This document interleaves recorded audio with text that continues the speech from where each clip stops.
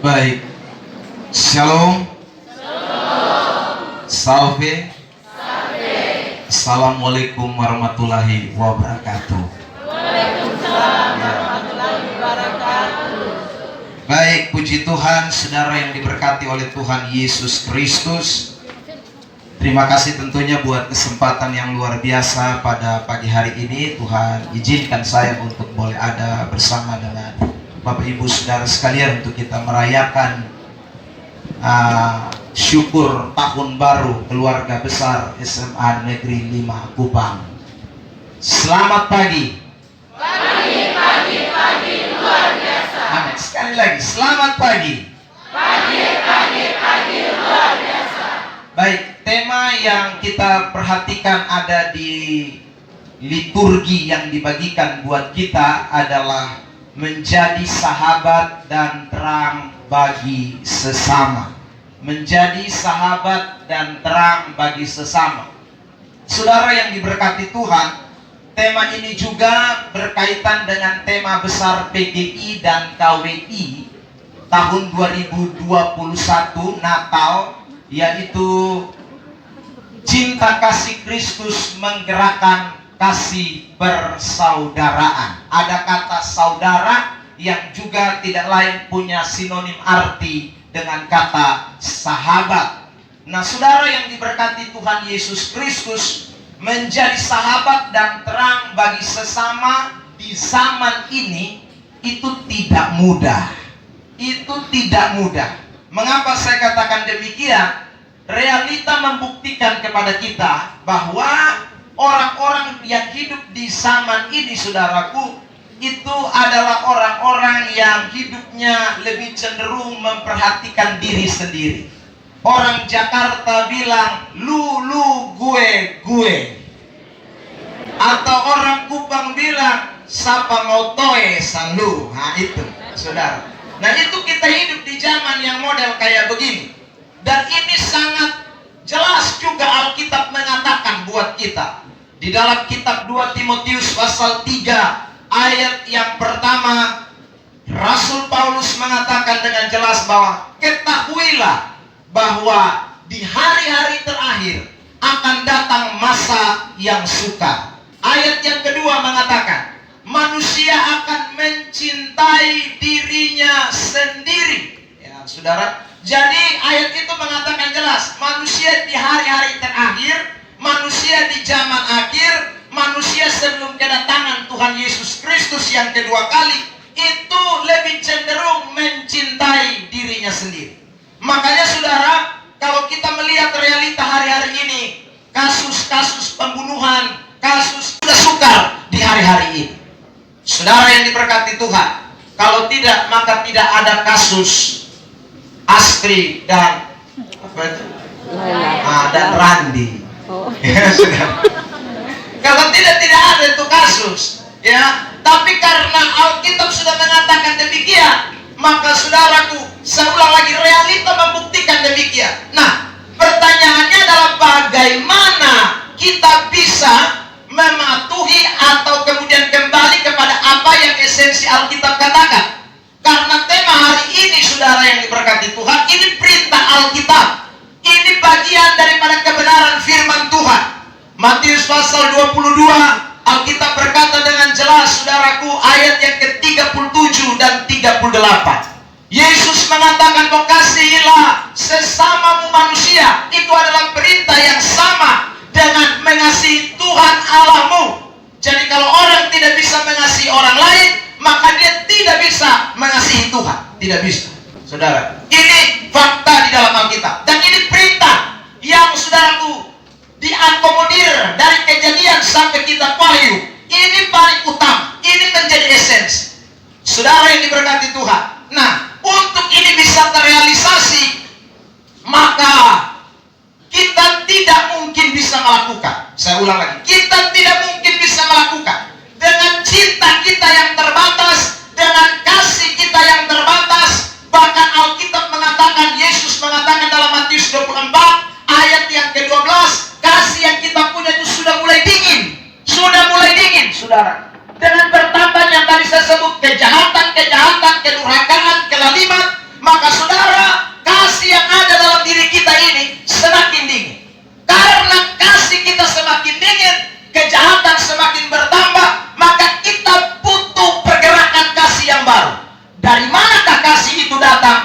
tidak lain dari Sang Juru Selamat kita, yaitu Yesus Kristus.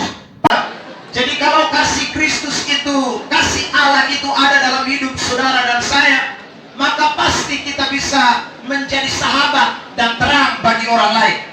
Nah, saudara diberkati, sekali lagi karena kasih yang Allah berikan kepada kita itu adalah kasih yang tak terbatas, kasih yang sempurna. Kasih kita tadi saya sudah ungkapkan, itu kasih yang terbatas, kasih yang tidak sempurna. Kadang-kadang ada baiknya, kadang-kadang ada tidak baiknya. Makanya manusia butuh kasih Allah yang tak terbatas itu. Nah, saudara, ada 3 hal yang kita bisa lihat kalau kasih Allah itu ada dalam pribadi seseorang. Alkitab mengatakan dengan jelas di dalam kitab Roma pasal 12 ayat yang ke-9, saudaraku, di sana dikatakan bahwa kasih itu tidak pura-pura. Jadi kalau ada kasih Allah dalam hidup seseorang, orang itu tidak akan mengasihi dengan pura-pura. Kata pura-pura itu, saudara, dalam terjemahan bahasa Yunani itu lebih tepat diterjemahkan dengan munafik. Apa itu munafik? Saya suka kasih plesetan dari kata munafik. Munafik itu muka nabi, pikiran kotor.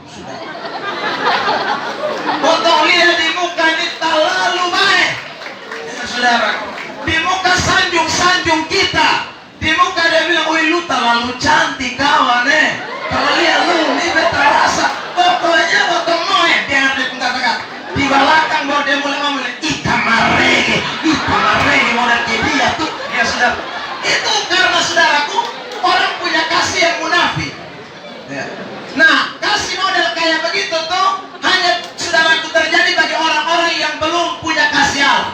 Tapi kalau sudah kasih Allah dalam diri orang itu, dia tidak mengasihi orang dengan pura-pura. Apa adanya adalah lebih baik Anda terbuka, jujur. Kalau dia keriting, omong dia keriting. Jangan bilang lu perambut nih air, padahal ada keriting mati punya.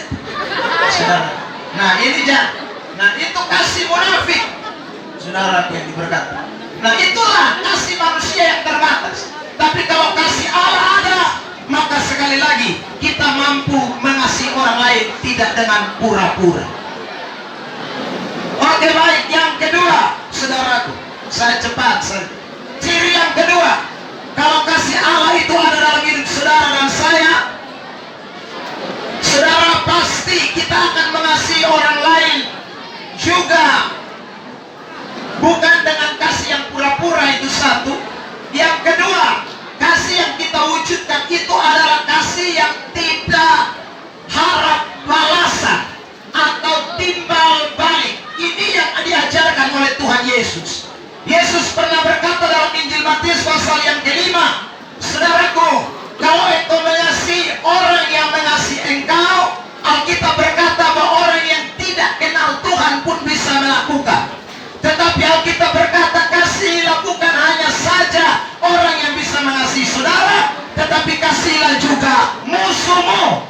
Saudara, mengasihi musuh itu artinya bahwa orang yang bisa mengasihi itu hanya orang-orang yang mendapatkan kasih Allah. Karena tidak mungkin, saudara, orang yang benci kita, orang yang menaruh dendam dengan kita, orang yang kepahitan dengan kita, lalu kita mengasihi dia, itu sesuatu yang impossible, sesuatu yang tidak mungkin.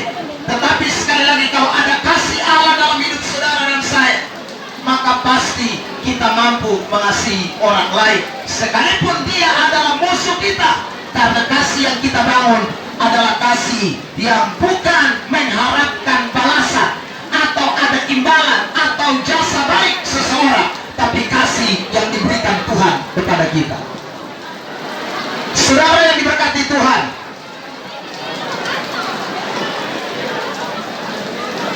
oke, yang ketiga, terakhir, kalau kasih Allah itu ada dalam hidup saudara dan saya, maka kita akan menjadi orang-orang Kristen yang mampu mengampuni orang lain.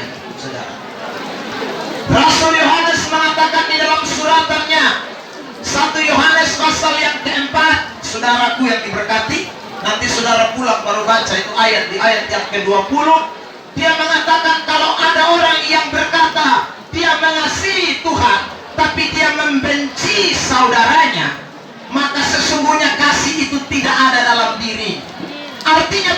saudara.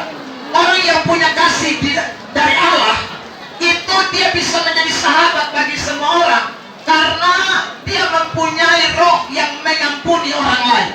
Dia bisa mengampuni orang lain, tidak menyimpan kebencian, tidak menyimpan dendam, tidak menyimpan sakit hati, saudara.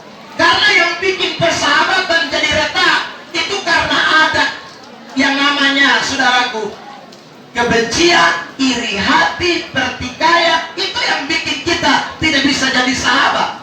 Tetapi kalau ada kasih Allah dalam hidup seseorang, maka dia tidak akan jadi orang yang mampu bertahan di dalam kebencian. Dia tidak mungkin bertahan menyimpan amarah atau dendam. Saudara, Alkitab memberikan kita pelajaran bahwa kalau marah itu jangan sampai matahari terbenam. Maksudnya adalah kalau kita marah itu jangan lama-lama, saudara. Jangan lama-lama. Matahari terbenam itu dalam pandangan Yahudi itu ganti hari. Karena orang Yahudi ganti hari bukan di jam 12 malam, tapi di jam 6 sore. Saudara yang diberkati Tuhan, marah tidak boleh lama-lama. Marah itu wajar. Saudara yang diberkati Tuhan, iya, marah itu wajar. Jadi orang kalau bikin sonebay dan botong-botong sone marah, itu botong justru tidak wajar, ya. Orang kalau bikin sonebay dan botong memang botong marah, tapi marah sonde boleh lama-lama. Matahari terbenam artinya tidak boleh lewat satu hari, saudara, ya. Boleh marah dengan istri, boleh marah dengan suami, boleh, tapi jangan lama-lama memboi, ya, saudara. Ada yang mau marah, ini aku ini pun tarik, ini hela, ya, saudara. Bahkan dia bilang begini, ada orang pernah marah bilang, ingat 7 turunan kita tidak mampu lihat. Hai, saudara, 7 turunan memang. Padahal kita hidup ini 1 turunan juga belum tentu. Makan masako non-stop, roiko, bakso tiap hari. Samanta sedikit darah tinggi sukena, lusu foe berat hela step, ya, saudara. Tapi orang dengan bangga dan sombong bilang dia kalau hidup 7 turunan benci orang. Jangan, saudara. Benci orang itu tak usah. Buang. Marah boleh, tapi jangan sampai benci, saudara. Marah sedikit saja, jangan sampai dibawa larut malam. Saudara yang diberkati Tuhan, saya sudah berumah tangga jalan tahun yang ke-14 hari ini. Saudara yang diberkati Tuhan Yesus, ya. Saya dengan istri marah sering, tapi tidak pernah menyimpan kebencian di dalam hati. Memang kalau wanita yang marah itu gengsi berat, saudara. Dia harap musbotong yang minta maaf dahulu. Ya, saya tidak tahu ibu-ibu di sini, tapi istri saya begitu, ya, saudara. Tapi saya tahu persis kok 14 tahun hidup sama-sama, saudara yang diberkati Tuhan. Jadi saya itu kalau marah atau istri marah dengan saya atau saya marah dengan istri, saudaraku tidak bisa lewat jam 12 malam. Caranya bagaimana, saudara? Kalau mulai jam 10 saya mulai korek pakai kaki.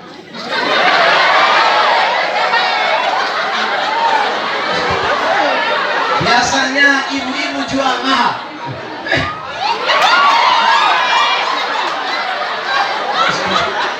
Kalau dia buang muka begitu, jangan menyerah.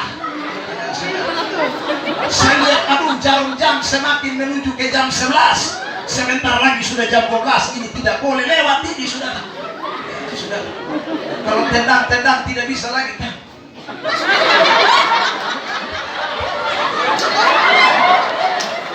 Begitu, sudah. Ya. Pokoknya tidak boleh jam 12 lewat. Besok pagi itu bangun musdamai. Nah, saudara yang diberkati Tuhan, kita tidak mungkin bisa bawa damai keluar kalau dalam rumah sabak kalaibarat. Baru potong keluar senyum-senyum di luar, saudara. Itu namanya kasih yang tadi saya bilang pura-pura munafik. Debini bakalai ditampok, di rumah tangga tercerai-berai, tapi keluar sayang, di kantor sayang. Lu sayang dan siapa? Saudara yang diberkati. Sementara dalam rumah saya beres. Makanya hari ini saudara, 3 ciri ini saya ingin sampaikan buat kita. Kalau Anda punya kasih dari Kristus, saya ulang, pasti Anda bisa menjadi sahabat bagi orang lain. Kenapa? Karena kasih dari Kristus itu adalah kasih yang tak terbatas, yang membuat saudara tidak akan berpura-pura di dalam mengasihi. Yang kedua, Kalau saudara punya kasih dari Kristus, saudara bisa menjadi sahabat bagi semua orang. Kenapa? Karena kasih dari Kristus itu mengajarkan pengampunan tanpa batas. Tidak ada kata kekristenan mengampuni pakai batas. Tidak ada batas. Petrus pernah tanya dalam Matius 18 ayat 21-22. Petrus bilang, Yesus, apakah kita mengampuni 7 kali? Angka 7 bagi orang Ibrani, orang Yahudi, angka 10. Tapi Yesus bilang, bukan. 70 kali 7 kali. Tahu kali berapa, Le?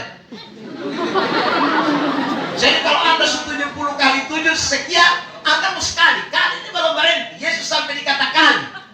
Itu artinya tak terbatas. Mengampuni orang tidak ada batas. Itulah kasih Kristus. Makanya dalam kekristenan tidak ada yang namanya balas benci dengan benci. Yang ada adalah balas benci dengan cinta. Amin.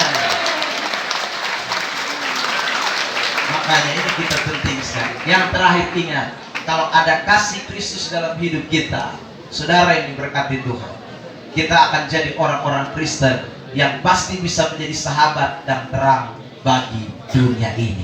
Amin. Saudara diberkati Tuhan. Tuhan Yesus memberkati kita. Saya tutup dengan ayat Matius 15 ayat 13. Kamu adalah garam dan terang dunia. Saudaraku, dengan apakah garam itu bisa diasinkan selain hanya diinjak-injak orang? Artinya, kalau garam itu sudah tawar, tidak bisa lagi saudara jadi apa-apa. Karena itu jadilah Kristen yang tidak pernah pudar kasih saudara, seperti garam yang tidak pernah pudar asinnya. Amin. Tuhan Yesus memberkati kita. Saya kembalikan kepada Pastor.